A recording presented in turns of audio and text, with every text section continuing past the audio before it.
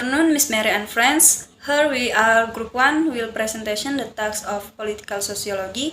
Before starting the presentation, allow me to introduce myself. My name is Elsa Manuela Pangaribuan, NPM 26121103, Studi Program Management Semester 6.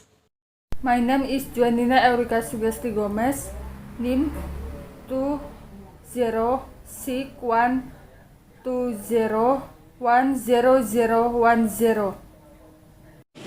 Hello everyone, my name is Yunus Nababan, my MPN 2061200016.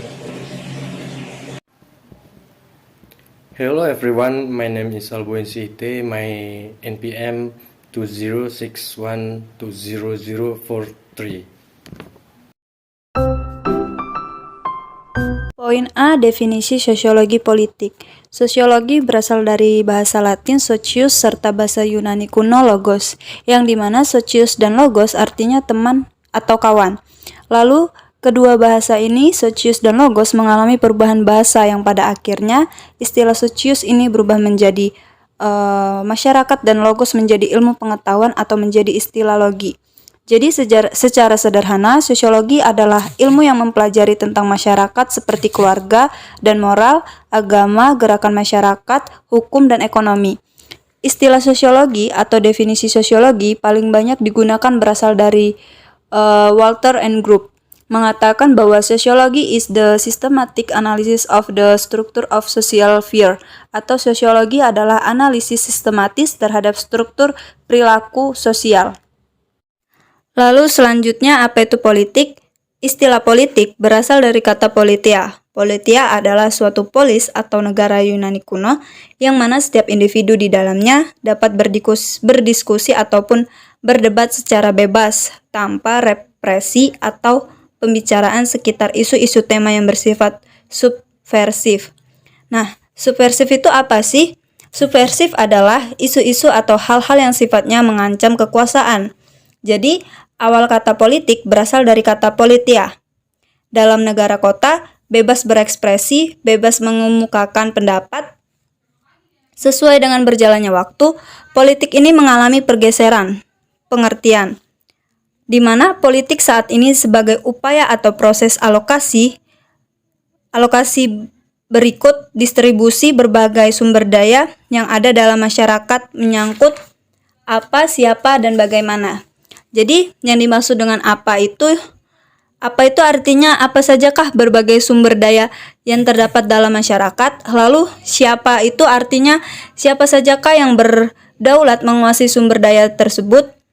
Lalu, sementara ini dalam artian bagaimanakah upaya guna mengalokasikan dan mendistribusikan berbagai sumber daya tersebut secara merata.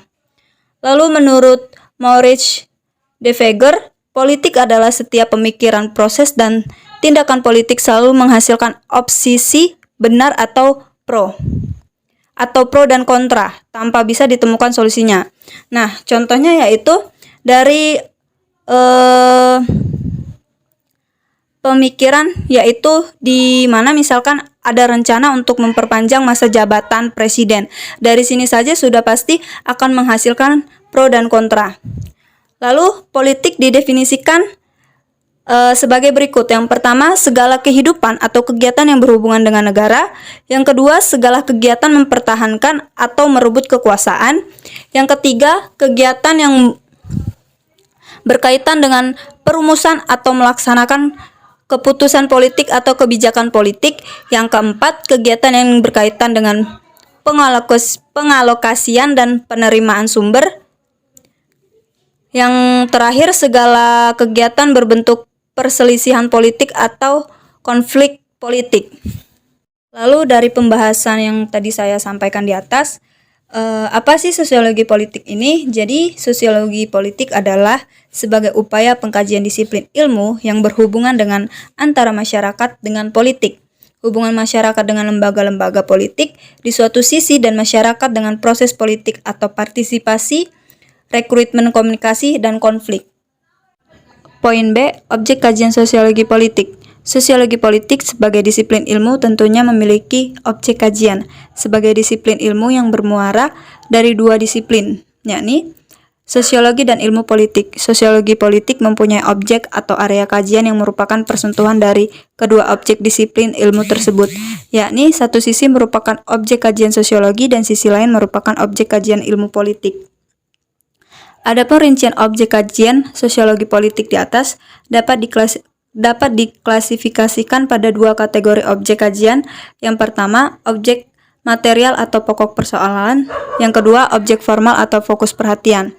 Lalu, Duveger misalnya menyodorkan lingkup pembahasan sosiologi politik sekitar hubungan struktur politik dan struktur masyarakat. Yang kedua, Rus and Althoff lebih melihat sosiologi politik dari sisi politik sebagai proses, terutama proses hubungan antara masyarakat dan politik, hubungan antar struktur politik, dan hubungan antara tingkah laku sosial dan tingkah laku politik. Lalu, Bottomer menetapkan bahwa sosiologi politik secara umum memfokuskan perhatiannya pada aspek demokrasi, kelas sosiologi, gerakan sosial, partai politik, aksi politik, sistem politik, perubahan politik dan konflik politik negara, nasionalisme, pembangunan, dan politik global. Metode kajian sosiologi politik. Beberapa pendekatan dalam sosiologi politik. Yang A. Pendekatan historis, yakni pendekatan yang menyajikan bentuk perspektif peristiwa. Yang B. Pendekatan komparatif, yakni pendekatan yang menggunakan penyajian data-data perbandingan. Yang C. Pendekatan intuisional, yakni pendekatan yang mengkonsentrasikan penyajian faktor-faktor kelembagaan, konstitusional, dan legalistik. Yang D.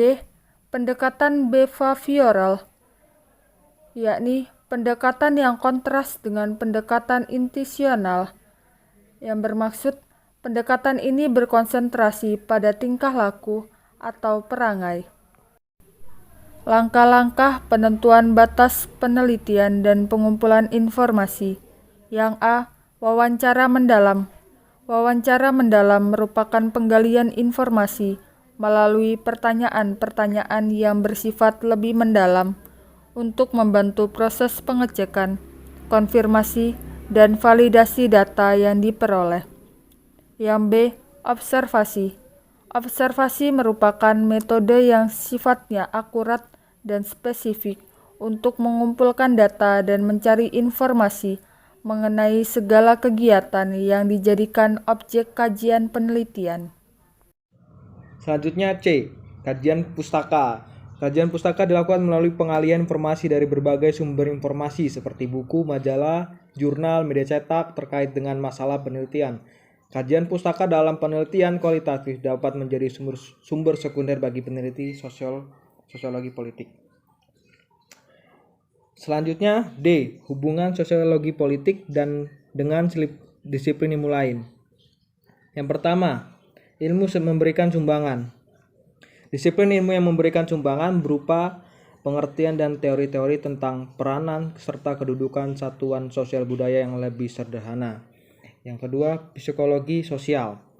Disiplin ilmu yang memberikan sumbangan berupa pengertian dan teori-teori dalam mengamati kegiatan manusia dari segi ekstern maupun intern.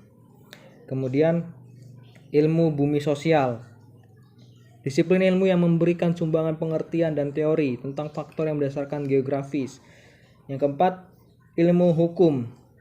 Disiplin ilmu yang sejak lama saling berhubungan dengan ilmu politik karena mengatur dan melaksanakan undang-undang kewajiban negara. Lanjut ke bagian manfaat mempelajari sosiologi politik. Yang pertama, manfaat teoritis. Manfaat teoritis setidaknya dapat dilihat dari sisi akademis, yaitu perkembangan kelompok ilmu sosial diharapkan tetap berlanjut dan terpelihara. Nah, dari sisi praktisnya kita dapat mempelajari kajian sosiologi politik bermanfaat bagi pembangunan pola penyelesaian masalah-masalah sosial politik, baik di tingkat masyarakat umum maupun di tingkat negara. Sekian yang bisa disampaikan, terima kasih.